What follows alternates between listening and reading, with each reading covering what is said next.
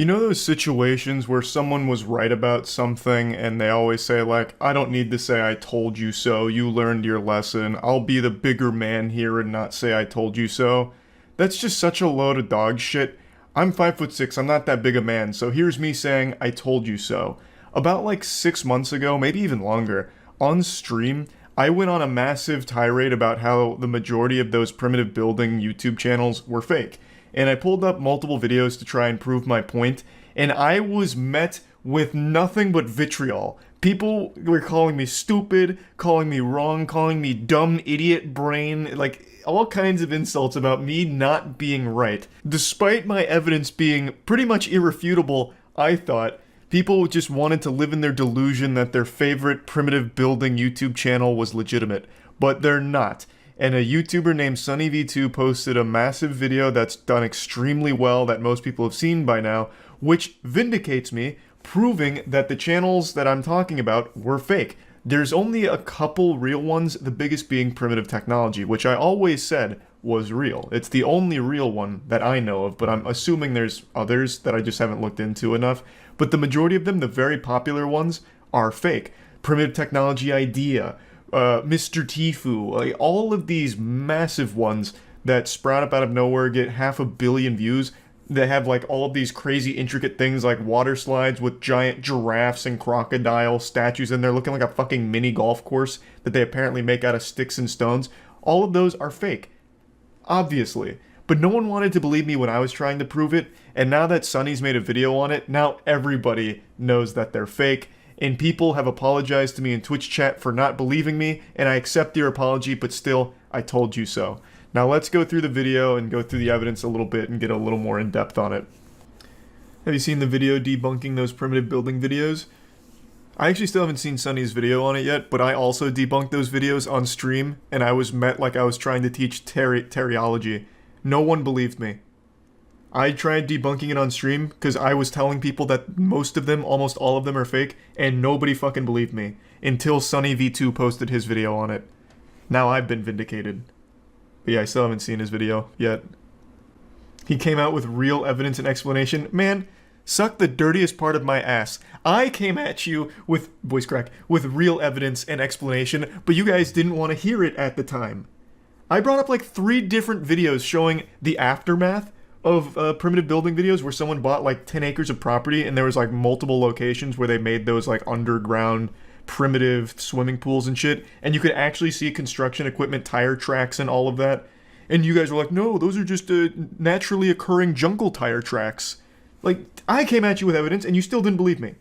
Almost every single primitive building channel is underpinned by countless different lies, and we've got tons of evidence to prove it. Goddamn right we do. Now, we need to put an emphasis on the fact that this is a 500 million views per video. Users. That channel name is so shameless, Mr. Tifu. Is it supposed to like capitalize off Tifu being a popular YouTuber in the algorithm? I'm actually not super familiar with this one. Was that the idea behind it? Users continue to mention one name over and over, crediting him as legitimate amongst the sea of phonies. Primitive Technology. Yep. The 10.4 million subscriber channel, which is when going back to the beginning of these silent, relaxing videos, it becomes pretty obvious as to why they're credited. If Sunny plays the same videos I played in my evidence, I'm gonna be tight. Primitive Technology cuts no corners and shows how each stage of the construction is legit. Yeah, Primitive Technology is real. Again, this follows the same format as everything else on the internet. Someone comes out, does something super impressive, legitimately, and a lot of other people will try and do it as quickly as possible to cut as many corners as possible to try and capitalize off it. It happens everywhere, so it's not like it's surprising that it happened with Primitive Technology. But yeah, he's legitimate. 100%.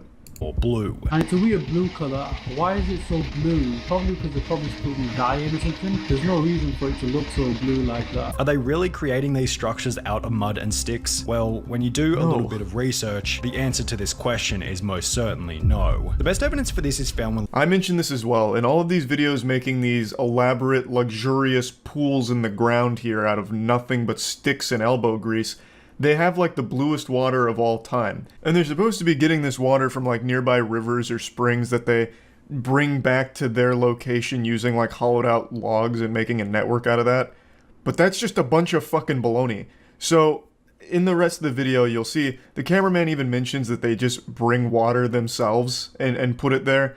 And in another video that I brought up on stream, also mentioned in Sunny's video, it's mentioned that the water that's at those pools isn't even close by. They don't actually use logs or anything. There's even like PVC piping and stuff in order to help with it. But that is just absolutely not even close to being real in any sense.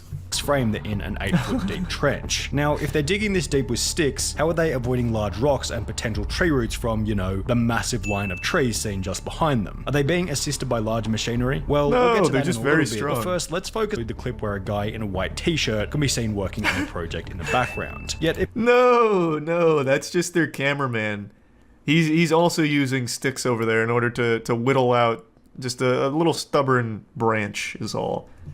as the video would suggest. It is a large operation, as you may suspect, with a large team I'm behind shocked. it. After he then offered to answer any questions we had about their channel, we attempted to figure out how many different construction sites before capturing over 8 minutes of footage with a drone. We'll refer to So you guys believe it when he puts this in his video? I pulled this exact fucking thing up in my rant on these things being fake. But now that he puts it in his video, you guys believe him? That is actually hurtful. That actually hurts my fucking feelings. There's initially a clip where 8 different workers can be seen standing around a rectangular hole in the jungle, followed by another grainier clip from a far distance where somewhere between 7 and 10 people can be seen building a swimming pool. So to further explain this clip, which is something I've talked about at length, a YouTube channel named Photo Expression flew a drone around an area where a lot of these primitive builds took place. A lot of pools and structures like that. And he saw a lot of the aftermath, which is just a ton of trash everywhere, cement bags, tire tracks, as well as pointing out inconsistencies such as the amount of people that'll get like to work on these. So as you just saw, like teams of 7 to 10 in some cases, maybe even more. The cameraman even mentions that there's never really less than a dozen people working on a build. And this Photo Expression video just shows a lot of it and giving you a lot of insight into where the builds are taking place and how they're being done. Is when you compare his meticulous method of creating fire in the wild to the fire making of these Southeast Asian primitive channels, as mentioned previously, it becomes comical.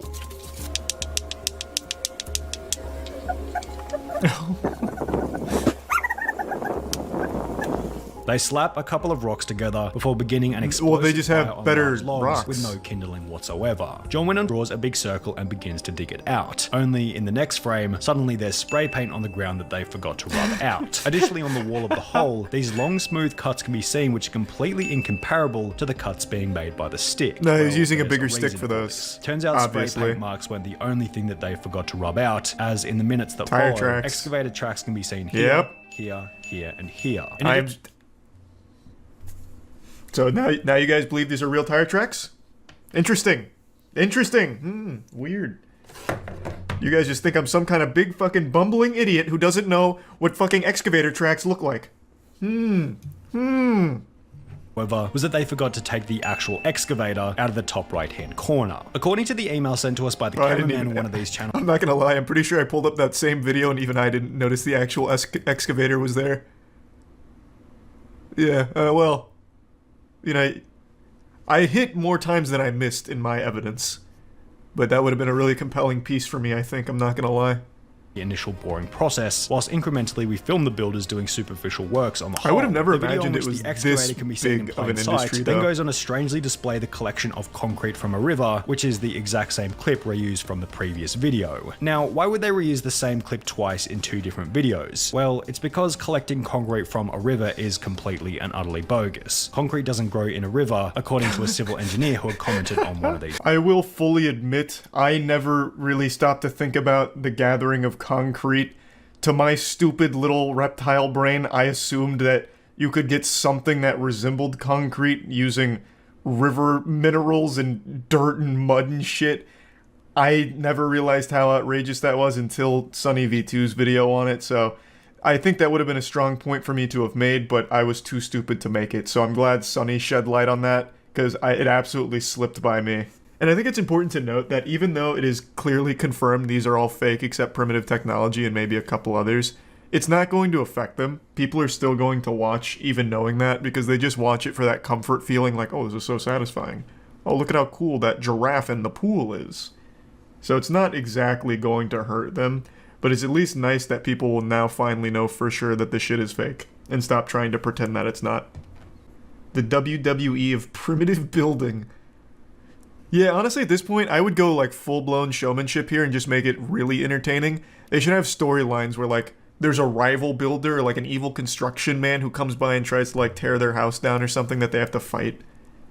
Like, get real wild with it. Has their own unique method for creating natural concrete. This channel's concrete is simply a mix of dirt and water, which, if you think about it for 2 seconds, doesn't create concrete and rather creates muddy water, or mud, which is just dirt after the water dries. This other channel gets a bit more creative with it. Expression had stumbled upon various completed primitive builds, also showed that after these channels are finished building, the sites are simply left to rot. This video doesn't speak for every Southeast Asian primitive building channel, but in this particular case, rubbish was left everywhere, including, as you might guess, cement bags. The fact that the videos are fake isn't were attached together then used to siphon water from a river to the pool. Only there was no river. Photo Expression found the exact site of this pool, then stated in his video that in reality, the closest water source was more than 6 kilometers away. Instead, he found a bunch of blue plastic piping attached to a tap in the ground. The funny part is any scene where you see them sourcing water from some magnificent waterfall or lake, they're actually going somewhere perhaps hundreds of kilometers away and pretending to take it back. The video in which Photo Expression... This camera guy seems so nice. Like, he just seems like such a jolly guy. Just like actively making fun of them while still working for them. Well, that's a big I told you so moment for me there. Thank you, Sonny. I've been vindicated. In fact, I built 3 mansions already. My man. They hated him for telling the truth. Yeah, I was just ahead of my time. Like Galileo. If I had to guess, I'd say all of those fake primitive building channels are probably all owned by the same company who just outsources it to multiple channels to try and get the most juice for the squeeze, which is why you see so many like variations of the same name, like Primitive Technology Idea, Primitive Technology Life. Mr. Tifu's kind of an anomaly. That one kind of comes out of nowhere and getting real wild, but I really do think it's probably like one company that does it, which is why they're all so similar. I know I'm tardy to the party with this subject, and I'm sure you've already seen it by now since it happened a few days ago, but just like Game of Thrones Season 8, it just keeps getting worse. It's the Actman situation, Actman vs. YouTube. The Actman is a large YouTuber who recently posted an hour-long video, basically an ESPN 30 for 30 documentary, on another YouTube channel going over all the awful things that they've done or said in their time on the internet, and as a result of posting this video, he received a strike. YouTube took it down due to nudity and sexual content because of a poorly photoshopped cucumber next to the person's mouth who the video was about. That seems like a pretty drastic over-enforcement of the rule. If they really found it to be highly sexual, it should have just resulted in limited ads as opposed to a full strike on the channel. Like, I've eaten a banana in a video before, and now I'm starting to sweat. Like, what might happen to me? It just really felt like one of those moments that was a full-blown mistake, and we've seen it a million times in the past, where the YouTube bots controlled by Skynet malfunction and issue a strike at random by accident, and then it's overturned shortly thereafter.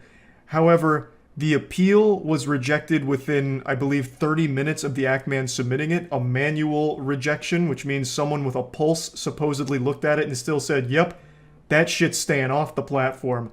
We're putting the kibosh on it right now. So then it became a little bit fishier. Why?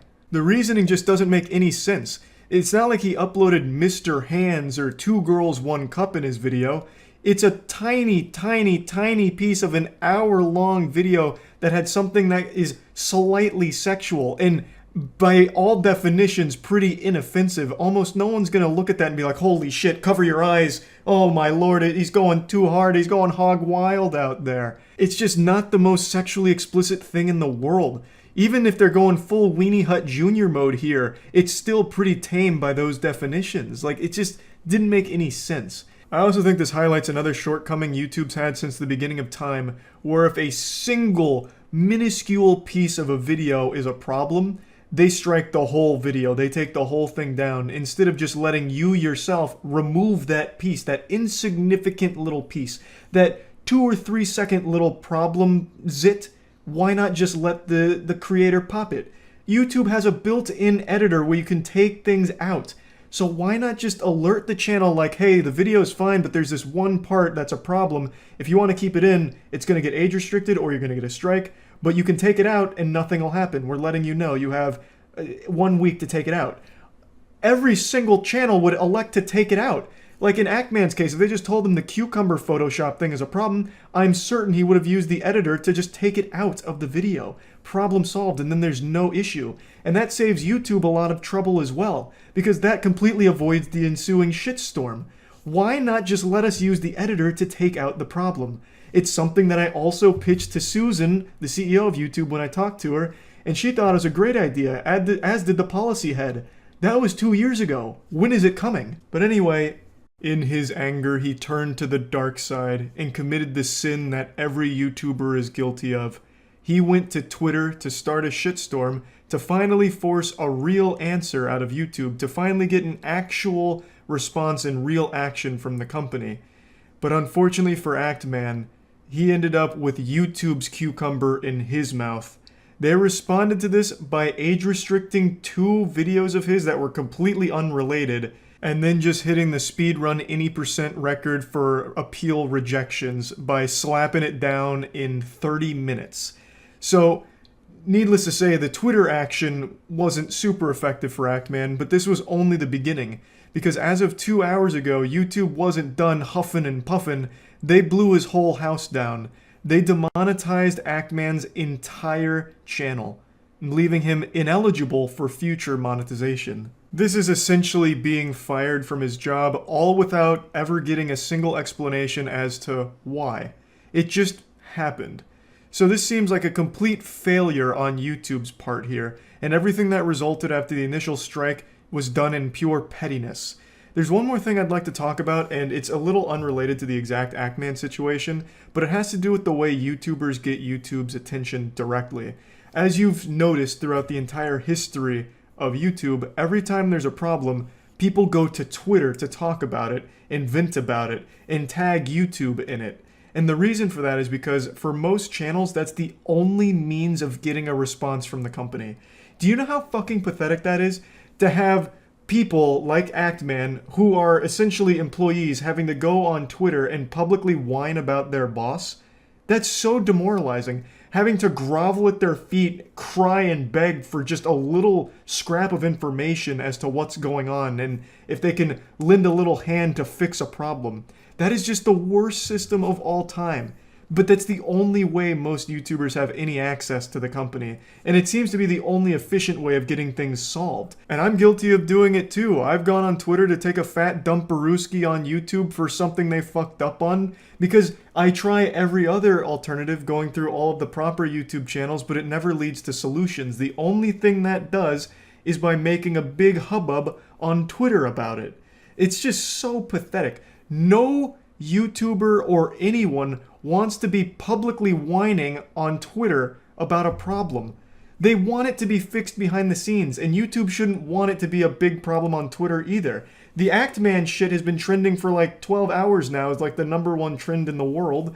And it's bad for YouTube, but he's tried everything else. He's been talking to his partner manager, whom I'm just going to say seems like has no power in this situation, which is about par for the course because a lot of times partner managers have absolutely no ability to solve problems. They're fundamentally just hall monitors for the principal, but don't actually have any level of power, unfortunately, though I do believe they should because every partner manager I've ever known at YouTube is a great person, really on the side of creators, but their hands are tied with what they're given from the company and how to handle problems.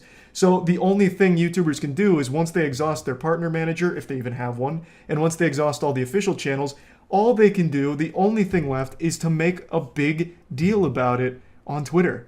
And it sucks. It sucks for YouTube because they look like shit, per usual. And it sucks for the creator because no one wants to just be publicly, making a big scene about shit that should be private. It's just so frustrating that it's been like this for years with no signs of changing. They need to improve the communication. When I had a conversation with Susan, this was one of the things I brought up, and I was told that they're working on making that better. That's been 2 years now, and it's still the same. And unfortunately, in Actman's case, it backfired on him because YouTube got upset about it and started really blasting his whole channel over the issue. Even though they only had a problem with one video, for some reason they extended it to his entire channel, which seems to be purely done out of spite. Regardless of how you feel about Actman or Actman's video that started all of this, I believe everyone can agree that the strike is utter bullshit. There is no grounds for nudity and sexual content strike here. And there's even less reasonable explanation for why 2 completely unrelated videos got age restricted shortly after this problem was brought to Twitter. And there's absolutely zero reason for why his whole channel was then demonetized afterward. All of this completely unrelated from that first video. It seems like a complete fuck up from YouTube and an utter failure to enforce their policies properly. And I'm pretty confident they will overturn this. I really do think they will. I think at some point it'll go up the right chain and the right people, and they'll realize that all of this was a big mistake, and they'll overturn it. But they need to not only accept responsibility, but improve the system that keeps failing the platform. There's no reason, again, why YouTubers have only one course of action, which is to go to Twitter. Partner managers need more power to fix things. There's just no downsides to giving partner managers more power. Legitimately, only good things can come from that. It's not like it's gonna birth Dr. Doom. There's not gonna be some rogue YouTube employee partner manager who just becomes a supervillain and, uploads Goatsy on everyone's channel or some shit. If a partner manager has more power and can actually solve problems like Actman's here, which would only take a couple of seconds to recognize that this is an over-enforcement of their policy and a mistake, then that whole problem gets shut down immediately, and it never makes it as far as this one has in the public eye, where now it's a huge thing on Twitter and YouTube and Twitch. A lot of people talking about it on Twitch too, because it's such a big, wide-ranging issue. None of that happens if a partner manager can just solve it themselves. But unfortunately, we don't live in that utopia. We're fucking condemned to this dystopian Narnia where YouTube has this archaic, awful system in place that nothing ever gets solved unless there's an absolutely massive public backlash against the company. So now everyone sees how stupid YouTube looks and how mismanaged and dysfunctional these systems are, and it's a bad look for the platform. It's bad for creators, and it's bad for the platform that there is no actual way of solving problems privately. It has to be done publicly in the public eye on Twitter in order for things to get solved on YouTube. That's so silly. Give YouTube partner managers more power to fix problems, and you solve a lot of reputational damage to YouTube. They can avoid so much conflict in the future if they just give those partner managers the ability to fix things. Everything that's happened to the Actman this week is absolutely terrible. It's awful, but I am confident it's going to get overturned and fixed. But it's still extremely embarrassing for the platform as a whole that the only way these things get fixed is when there's a big enough public backlash for it. There just needs to be a better system in place, or this is going to keep happening forever, as it has been for the last decade. Just fucking fix the problem. Partner managers really do everything they can to help their partners on the platform, but they just don't have many tools of helping. Give them those tools, and you will stop issues like this. That's about it. That's about it. See ya. Today, it all ends. A journey 7 years in the making. There was actually more time spent building up to this conclusion than there was for the entire Phase 1 of the Marvel Cinematic Universe, and this is a story far more important and far more special. This is the story of Michael Superbacker and the Air Umbrella. I've covered this story for the last 4 years. I made my first video about this situation 4 years ago. To break it down, there was a Kickstarter scam called the Air Umbrella, which promised to deliver some kind of fucking Harry Potter level device where it's a umbrella that just shoots a bunch of air out to deflect rain and keep you safe and dry like an invisible force field. It was able to squeeze $100,000 out of gullible people's piggy banks, and among those people was Michael Superbacker, our anime protagonist. When he didn't receive his Air Umbrella on the scheduled delivery date, he got a little upset, so he posted a comment wondering, where it was. Did it get lost in the mail? Did the mailman steal it perhaps? Can he get a replacement? Just asking questions, and then when it became more clear that it was a scam, he got very upset. Eventually, the Air Umbrella staff and team basically just goatseed themselves in the comments saying, yeah, we're done with the project, get the fuck out, fuck you guys. But Michael Superbacker wasn't taking this lying down. He stayed in the Kickstarter comments fighting for 7 years, demanding they forge him the legendary Air Umbrella Excalibur. And I even made an update to the story only 3 months ago, just letting you all know that Michael Superbacker is still out there. demanding that air umbrella arrive at his doorstep one day. And now I am happy to say, thanks to the help of sufficiently advanced Alan, an incredible YouTuber, Michael Superbacker has finally gotten his chance at an air umbrella. Let me show you what's going on. First tab. Oh yeah, we can watch the air umbrella now. So Alan hit me up a couple weeks ago about the air umbrella. He was inspired by the Michael Superbacker story, which we've been covering for the last, 4 years? Sporadically? So, he apparently made his own real air umbrella for Michael Superbacker to complete the saga. I haven't seen the video yet, but I did know it was coming. And I'm so fucking excited. I feel like Michael Superbacker, upon actually receiving an air umbrella, is just going to, fade away into dust. Like, his time on this realm will end. Because that was his last purpose, the only thing anchoring him to this realm.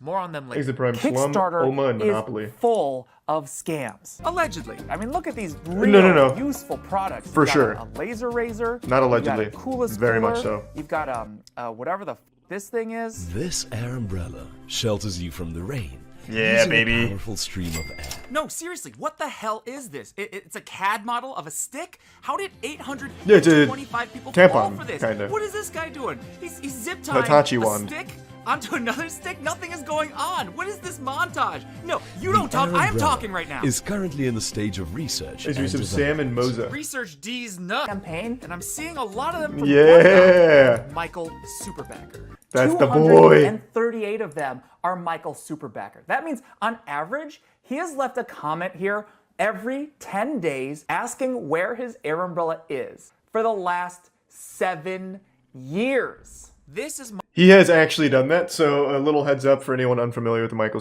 Superbacker story. The air umbrella was a Kickstarter gone wrong. It was a big scam. Got $100,000. Michael Superbacker, along with others, were demanding their air umbrella.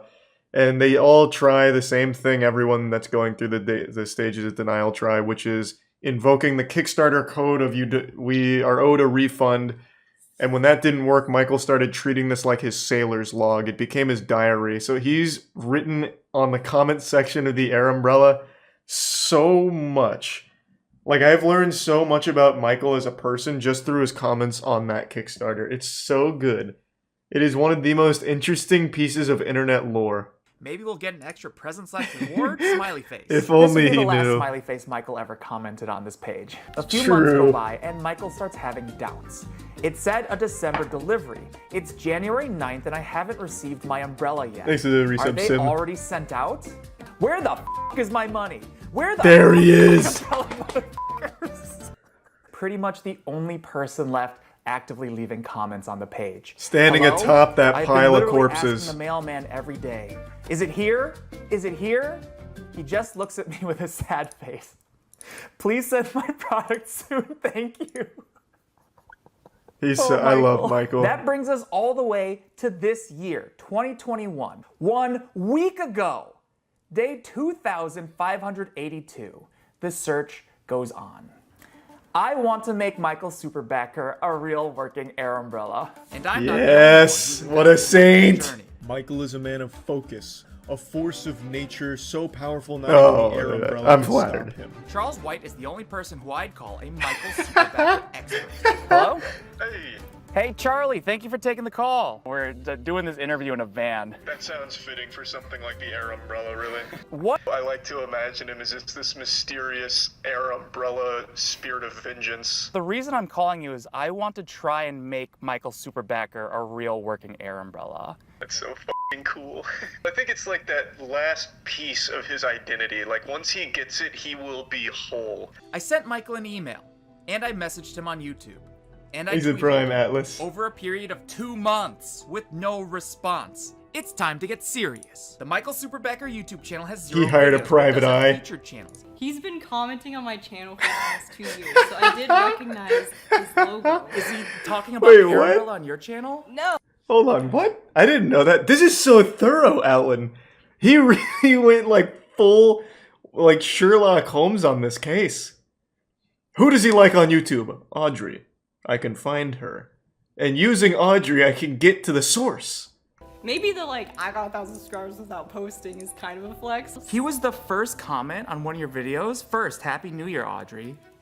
That's a little... Like, he was the... That's a little wild. Oh, maybe he's dedicated.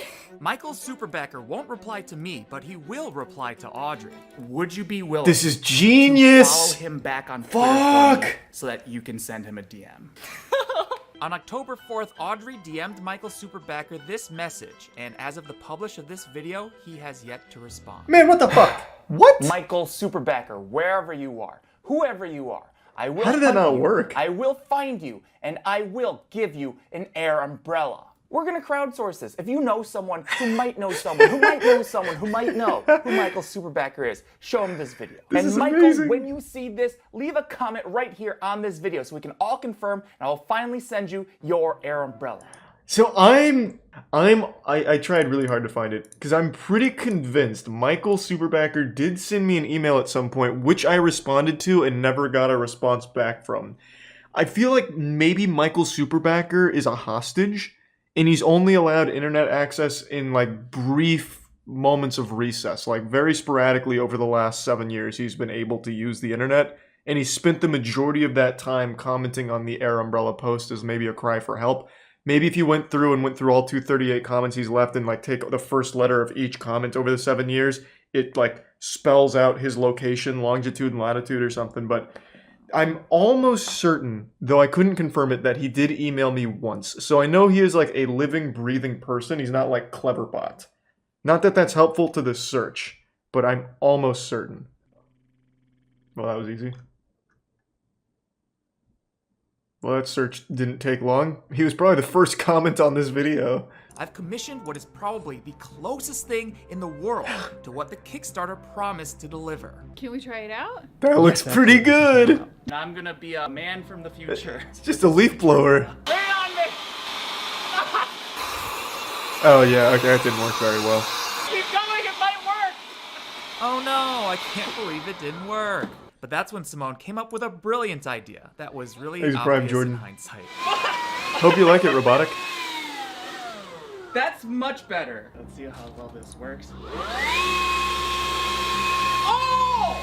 That's like legitimately like the force field that the Kickstarter claimed would be for. Yeah. If that arrow That's pretty, was the well, that size was of a pretty obvious. I don't know why I didn't think of that. We're gonna try the hose on the mist setting first, because this is about like as light as it gets. It's like a gentle drizzle. I'm just gonna back into it. Well, I like to imagine Michael Superbacker really will use this. It goes sideways. He'll walk around New York Then with it goes this during the sideways. rain. Mist. It works with mist. It does work with mist. He's the Prime 3, Internet 2, 1. Lord in the resub Anthermy. Oh, it's kind of working. Are you getting... Now, what if we double fisted this? What if you had two taped together in a bigger head? Just when I thought things couldn't get any better, God himself got involved. In case you didn't know it, Thanks, it is Resub wet Rinny. outside. We're LA. We're always unprepared for the rain. Come on. I don't own an umbrella. Oh because my it's god, this is rare. this is actually a sign. This is a sign. Future of umbrellas is not a tuba. It's for you, Michael. I think this is working. As you said, Gingerbet. And then the rain turns back on. It passed the final test. Real rain. Dude, that is until... The rain's picking up. I'm getting drenched, so go. It seems to be working. It's not working anymore. We just need a bigger... It needs to be like an absolute massive cannon. Hey, you're buying me lunch, right? Yeah, I'll get This you is a so photo. cute. Yeah. His 7-year-long journey's finally come to an end. I want to thank Bluehost for sponsoring this part of the video. If you didn't Oh know, my Bluehost is one of God. the largest website hosting providers, and it already Michael, powers millions of websites. They've got here's this to web you. builder that's really style. I have no doubt he also set a speedrun world record. No, but this is the real Michael Superbacker, I can already tell. Yeah. Look at the merch, where is it? Oh, here.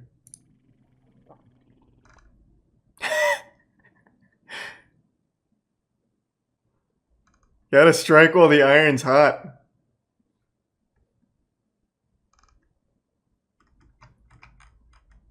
I say, yeah, let it fucking ride, Michael.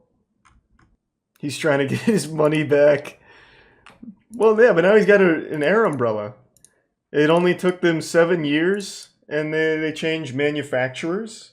Many of you know one of my favorite channels on YouTube was All Gas No Brakes. I'm using the past tense because All Gas No Brakes, as we know it, has been put in the dirt, buried, sent straight to hell by a predatory company called Doing Things Media. That is our anime villain for this arc.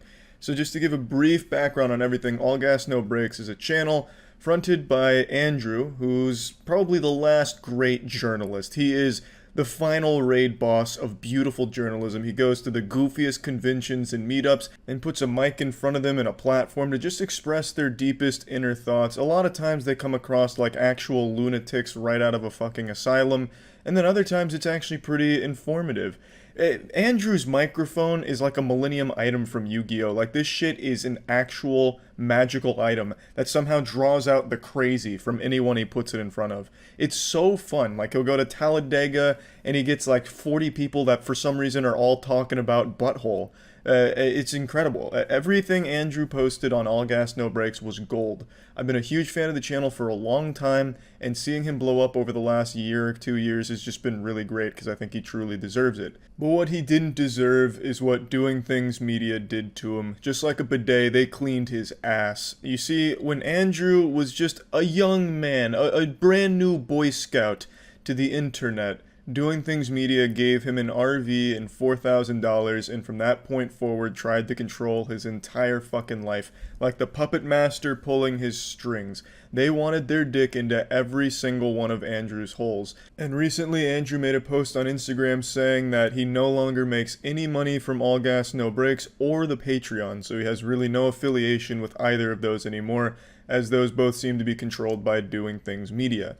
This means something must have gone awry with the deal that the two had, and Doing Things Media has completely locked him out of the empire he built. Now, if I had to hop in the mystery machine, eat some Scooby snacks, and take a guess at what went wrong with the contract, I would wager that Doing Things Media was taking an absurdly high percentage, like a lot of these companies used to do, like Machinima and shit. And as Andrew continued to grow, he became less comfortable with the massive percentage they were taking from his cut. So he probably wanted to renegotiate the contract, to which Doing Things Media pissed their pants, flipped over a desk, and kicked Andrew out of the office, spitting and cursing his name, which leaves us in the situation we're at now. I went over and showed a lot about this on stream the other night, so I'm just going to play those clips, and then after that I'm going to go a little bit more in detail. All Gas No Brakes. As many of you know, that was like one of my favorite channels on YouTube. I don't know how many of you know this, but All Gas No Brakes is dead. Oh, Jesus, Andrew, the guy, is not dead. I mean the channel, sorry. The channel is dead. So, I definitely phrased that poorly. The channel is dead. What happened is the deal between Andrew and the parent, Doing Things Media, has led to him being thrown off of this channel and the Patreon. So he no longer makes any money from All Gas No Brakes channel or the Patreon because Doing Things Media is a predatory piece of shit. Yeah. So All Gas No Brakes, the channel, is gone. I'm sure they're going to try and move on without Andrew, considering that's all they have. Doing Things Media is truly fucking horrendous. Look at what they own. Literally all they have is Instagram meme pages that steal other people's memes. And then for some reason they also had All Gas No Brakes. It's so fucking sad. They really took advantage of it, Andrew. They really fucking did. I was reading about it the other day. And then, what's his Instagram? Yeah, he talks about it in this. I hate Instagram. Man, Instagram fucking sucks. But yeah, he made a post kind of detailing what's going on. Again, pretty much what I just said. Doing Things Media fucked him in the ass raw. He seems like a really good guy too. Definitely didn't deserve it. He built that shit from the ground up. Doing Things Media did nothing for him. Well, I mean, they gave him the RV and $4,000. Yeehaw. I mean, it's not all doom and gloom though. He also has a deal with Tim from Tim and Eric. So I believe what's going to happen is Tim's company, Absolutely Productions, are going to fully take on Andrew, and they'll probably create their own thing. So it's not it's not completely the end, but All Gas No Brakes, that YouTube channel, is Doing Things Media, and we will probably never see Andrew on that again. Really sad story. Andrew got machinimud. Now, it's important to note that Andrew never says Voldemort's name. He never mentions Doing Things Media. However, he does mention that the root of all the evil that he's experiencing right now comes from a contract that he signed with an employment company that with a production company that loaned him the RV and shit like that, which Doing Things Media did. So, I mean, it's pretty clear that it's most likely Doing Things Media. I'll keep it a little open-ended because ambiguity is pretty cool, I suppose. Creates a nice mystery. But I think we all know who's behind the mask here. Doing Things Media is a conglomerate, I suppose, that literally only steals memes. Almost everything they own is Instagram meme pages that they lift from Reddit and Facebook. It's pathetic. I don't know how they got so lucky to have this golden goose with All Gas No Brakes. It's fucking wild to me. And what's even crazier is they have the chutzpah, the gall, to think that they can continue to run the All Gas No Brakes channel without Andrew. That channel is Andrew's expression. People tune in for Andrew doing these interviews. I don't think there's going to be too many people excited to see his Season 2 replacement where they bring in fucking Paul Blart to do the interviews at FurryCon or whatever. It's not going to be the same, and people aren't going to watch it as much, and it'll eventually fizzle out and die like a little wet fart into the wind, and All Gas No Brakes, that beautiful channel, will be going out with a whimper instead of a bang. All because Doing Things Media is greedy and overconfident in themselves. Even on their own website, they say All Gas No Brakes grew on Instagram as if it was their doing. Like, them posting an All Gas No Brakes clip on a fucking meme page of golfers doing things helped them in any way. Andrew grew this shit on his own. He pulled up his fucking bootstraps, pulled that shit up to his goddamn nipples, and went hard on great content. Doing Things Media did not grow this channel. Andrew did. And they kicked him out of his baby. It's sad. I really cannot believe the hubris of them to think that this was in any way a good idea. This company should have been fluffing Andrew's dick when it was soft, bending over backwards for him. If he wanted to spit in their face, they should have accepted it with an open mouth. They only have Andrew. Everything else they own is not even close. It's all fucking meme pages that are dying on their own. It makes no sense that they would think that they can strong-arm Andrew when he should have all the power in negotiation since he is their biggest outlet. Now, of course, you could say, oh, but Charlie, some of the pages they own have more Instagram followers than Andrew had subscribers.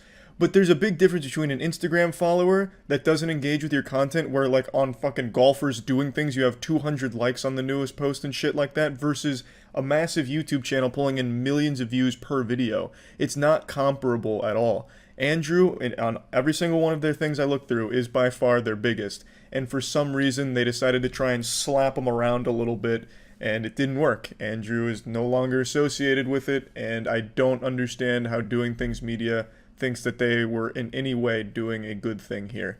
They lost their golden goose. It would have made more sense if they just tried to appease him and kept him under the Doing Things Media blanket, considering he's their most well-known and biggest one. It's so fucking dumb. And it's absolutely shameless that they take from Patreon, too. Locking him out of his own Patreon, as if they had any role in that. That's people that directly wanted to support him and the channel, and they're taking that shit away, too, which is fucking crazy. So I'm guessing the contract meant that they owned everything. They had a piece of everything Andrew would ever do in his life, which is probably what scared him away from them and their refusal to renegotiate. These are all just guesses, of course, but that's what it seems like based on his Instagram post, and just based on the history of these kind of channels like Machinima and other MCNs like that. They have oftentimes done some extremely shady, sketchy, and just disgusting practices, taking advantage of people that are young and don't really know the landscape. It's pathetic, and now YouTube lost one of its most interesting channels on the platform, and it's sad. That's really about it. I just wanted to talk about this because it seems almost nobody knows about this. I know Ethan talked about it on the podcast recently, but that's the only other person I've seen even mention this happening, which is surprising because All Gas No Brakes is beloved on the internet, but it seems like just not a whole ton of people know about this. So hopefully this will let you all know that you can expect some changes in All Gas No Brakes Season 2, if they even try to move on without him, which they shouldn't. And hopefully we'll see more of Andrew and see more of his interviews and his content going forward, where he's probably going to be making some even better stuff with Absolutely. So that's really about it. See ya. With our modern technology and our advances in the scientific field, we're able to understand and explain a lot of things that occur in our universe, yet there's still one very human phenomenon that eludes all possible rational explanation, and that is fetishes. Fetishes are a lot like nipples. We all have them. Now, my personal belief is all fetishes are totally fine as long as no one's getting hurt and everyone has consented to the activity. It's totally consensual across the board. You know, whatever 2 consenting adults or even 5, 10 consenting adults want to do behind closed doors, totally up to them, totally within their right, and totally fine by me, just as long as all parties agree to it. You want to stick G.I. Joe action figures up your buttholes while getting pepper sprayed for sexual pleasure? Be my guest. That's fine by me. I personally wouldn't come because of something like that. That would be like some shit I'd see on 24 for some advanced torture shit, but to some people that might be pleasure. And for those people, that's fine with me. Now, that being said, if you're gonna put your fetish on YouTube, well, I think it's totally fine to make some jokes about it. Today we'll be exploring the wild and wacky world of clown fetishism, honk honk, and it's a fucking doozy. I can't show you half of the clown fetish videos I found on YouTube because a lot of them are just genuine porn. I watched an uninterrupted 5-minute porn scene between 2 clowns that had nudity. I don't know how half of the clown fetish videos are still on YouTube, maybe for educational purposes, or maybe YouTube's jerking off to it themselves, I really don't know. But I can show you a few of them that really capture the fetish in essence. Hey Daddy, I've missed you. Where have you been? I want to be your boyfriend. No, this is not a sneak peek into the upcoming It Chapter 2 movie. This is clown fetishism. I've been having a hard time debating with myself whether or not the video is real or a parody of clown fetish videos. It's really hard to distinguish for sure because a lot of clown fetish videos are very similar to this, just with nudity and a couple other people and nipple clamps. So it's really hard for me to deduce whether or not this was a genuine attempt to tease clown fetish enthusiasts to get them ready for action, or just kind of taking the piss out of clown fetishism. I really don't know for sure, but god damn it, it's definitely worth sharing regardless. Daddy, do you like my hair? Is my hair pretty? Do I look pretty for you? Hey Daddy, I know what you want to do. Do you want a balloon animal?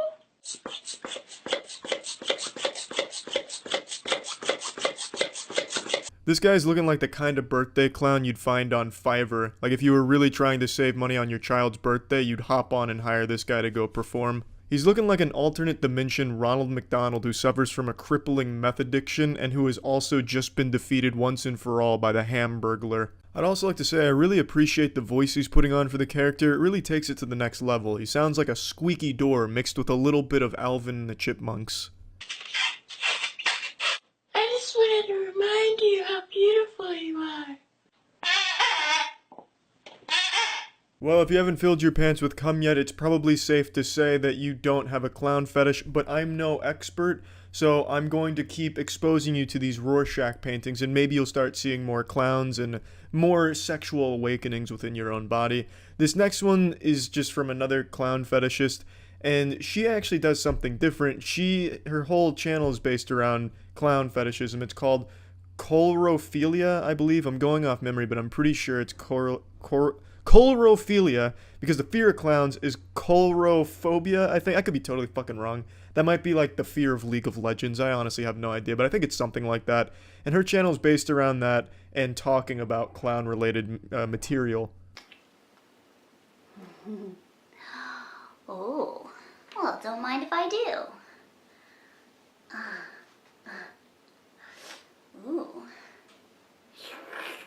So So the Netflix adaptation Harley Quinn is drinking her cotton candy shake to entice the clown enthusiast while she goes over some clown content. And as far as fetishist content on YouTube goes, hers is about as tame as it gets.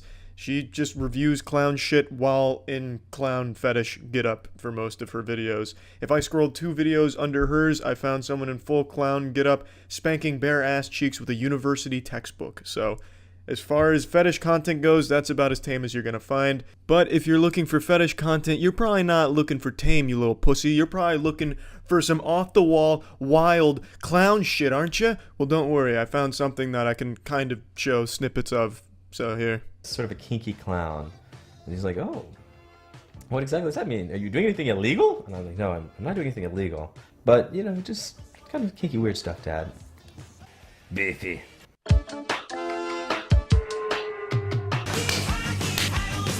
That was Ouchie the Clown. Ouchie the Clown's kind of a pioneer when it comes to the fetish. He even worked with some of the greats like Penn and Teller. I don't know if they're clown fetishists themselves, but they definitely collaborated on slapping some ass cheeks around and clamping down on some tits. These are the only 3 that I could find that I could even show on YouTube in any capacity, which is a fucking letdown. I was hoping there'd be more that I could show, but almost none of them are gonna fly. So unfortunately I can only show you these 3, but I've seen probably like 10, maybe like 15.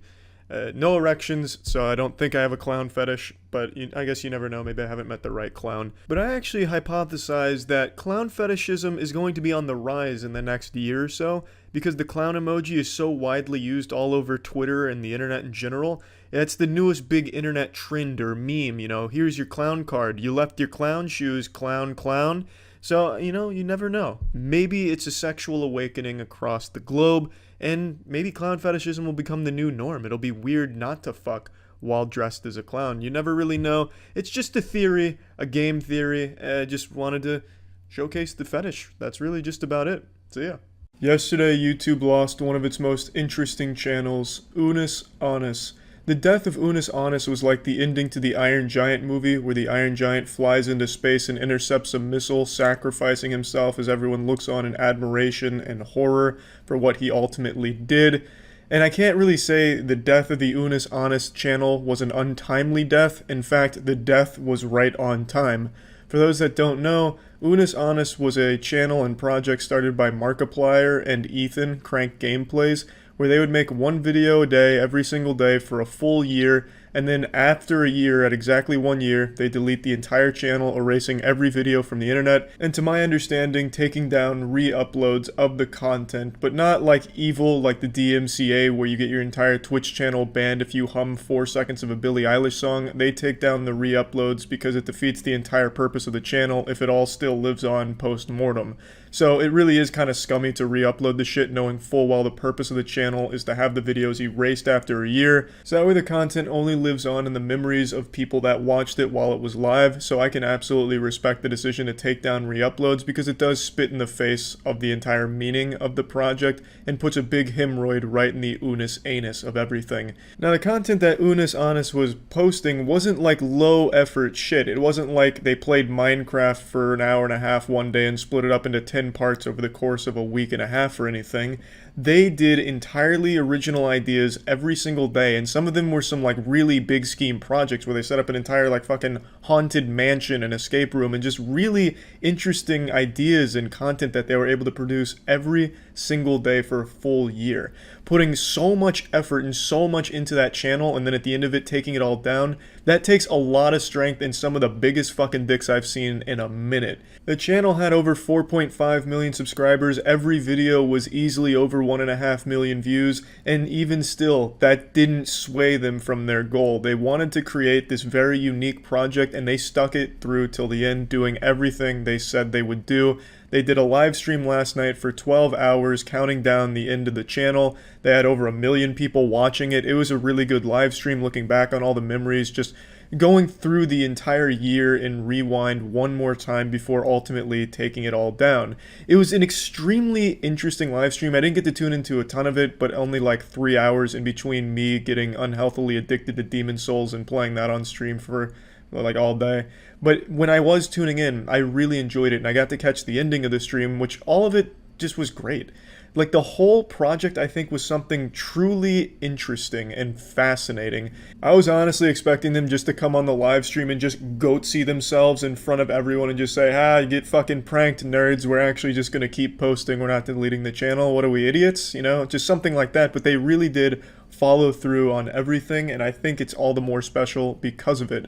So I just wanted to talk about this because I really think the Unus Annus experiment was something really, truly unique. Something I haven't seen before, and definitely not to that level, with that level of commitment too, especially in 2020 with everything that happened with all the pandemic and shit. For them to continue posting daily, doing these big projects, and then still following through with deleting the channel, I mean, it's just really something special, and they should be very proud of themselves. And I'm sure everyone that watched the Unus Annus content has a very special wet spot in their trousers because of it. I don't know when or if we'll ever see another big project like this in the future. The only other thing that even comes close that I can think of is there's this channel I've tuned into occasionally, like checked in on once a year, like a concerned parent, where this older man will get in a bathtub wearing boots and a suit and just sit there and moan for about 20 minutes, and he uploads that once a day in different suits and different boots.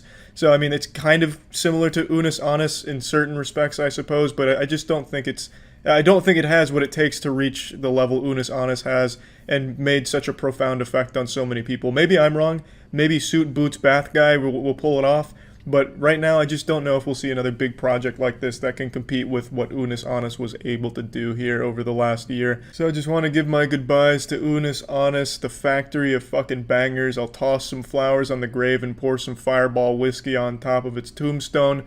Also heard Ethan was talking some shit about me during the Unus Annus live stream. So you're real lucky that it was ephemeral, Ethan, and that there's no record left of you talking shit, because if I saw that, Hulkmania would run wild. I'd take your ass right to the WWE SmackDown WrestleMania. I'd throw your ass in some kind of confusing Kama Sutra pretzel hold submission style and start biting your goddamn nipples off or something. I'd get fucking vicious talking shit about me behind my back. Have you no shame, you cruel, cruel man. But anyway, really just wanted to talk about Unus Annus because I thought the whole thing was great and it's just a pretty cool thing. So that's about it. So yeah.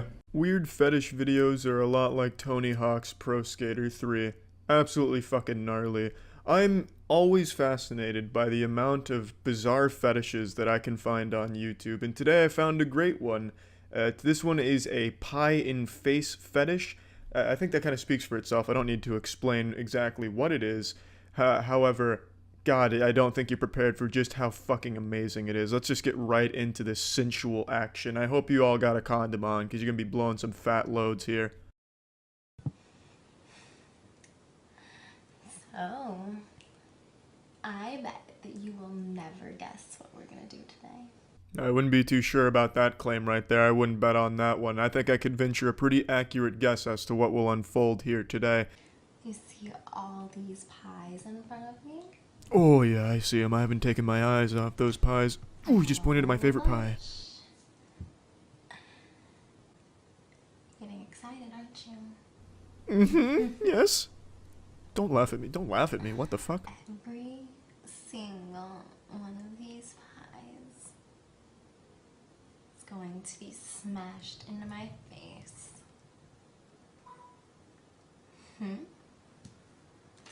It's pretty hot. Now, I like that little noise she makes with after she says what she's going to be performing here, the Cirque du Soleil stunt with the pie smashing into the face. I like the noise she makes, the It reminds me of like some Nintendo 64 shit, like at Ocarina of Time, if you startle one of the NPCs and their first line of dialogue starts with one of those kind of things. That was kind of nostalgic. And she says it's pretty hot, but I don't know if she actually believes that. I feel like she's just trying to take advantage of civilized fetishists like me who get off to pie and face videos and shit like that. I'm not sure if she's an authentic practitioner of pie facing. However, I'm going to be grading the passion behind the pie facing in just a moment once she gets into the action here. Then we'll really see what she's made of. Because that's always the issue with these things, is somebody's got to clean up the mess.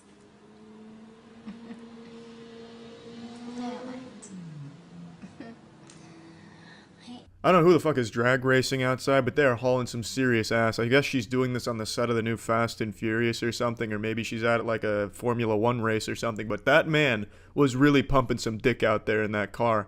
Now, she just keeps teasing us with a lot of foreplay before getting into the actual pieing of the face, so I'm going to skip a little bit here. I'm also going to have to do some zooming in on her face instead of showing the video as is, because she takes her dress off and she's just in a bra, and I don't know if I'm allowed to have that shown. So just to play it safe and err on the side of caution, I'm just going to show us what we really want to see, which is the pie in the face. We don't really care about the bra titties and stuff like that, so that's just giving you a heads up.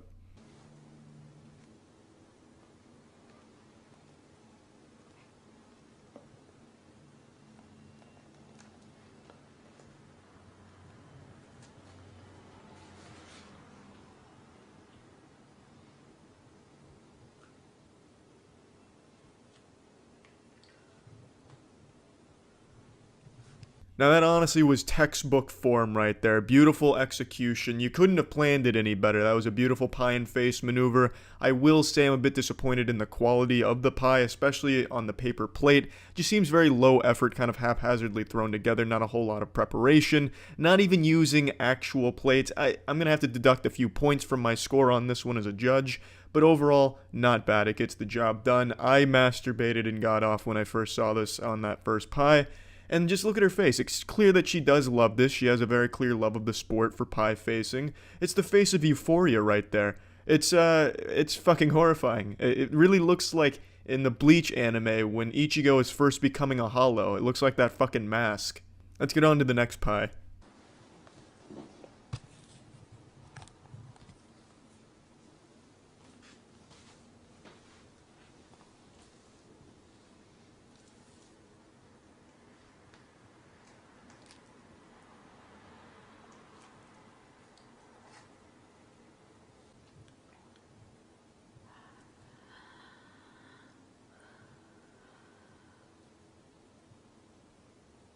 I don't know what kind of psychopaths find this hot, but this shit's disturbing. It looks like some type of old 1980s horror movie poster about a candle wax demon come to life. It's like a really fucked up modern art piece. It's like the Scream if it was the Cream.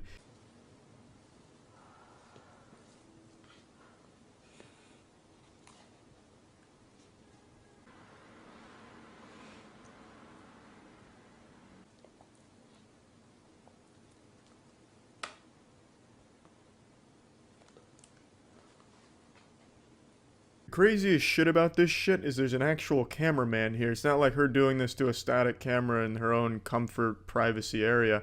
There's someone actually watching this hands-on, firsthand, a front row fucking seat.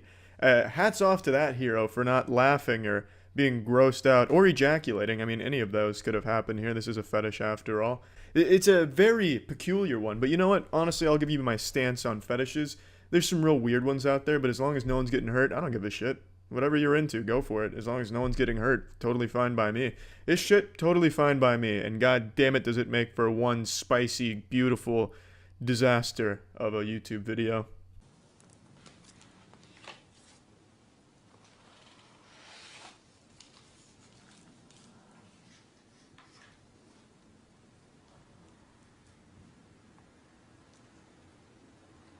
Now, one of my favorite things when watching these bizarre fetish videos is reading the comments from the people that enjoy them, the pie and face enthusiasts in this case. The comments here were pretty normal for the most part, just simple stuff like, wow, I'd love to pie her in the face, or wow, I wish she'd pie my butthole in the face. But there's one person in particular that left perhaps my favorite series of YouTube comments, so let's turn our attention to those for a moment. We have to girl who was in your own home. Now, truer words have never been spoken. It took me a little while to really understand the metaphysical nature of this statement here, but my God, it's something it's a thinker. It's a profound statement here. Never before has a YouTube comment been able to convey so much emotion in so few words. It truly is have girl who was in own home of hers. And now I understand a couple of you are probably confused, so they came back to clarify by saying you. So now it all makes sense. And even if you still don't understand, they replied to the comment again for further clarity by saying face. So you put it all together and we have to girl who was in your own home, you face. So thank you very much for the beautiful words And of course, thank you to the woman who made this beautiful video. It's truly fantastic. So thank you. That's it. See ya.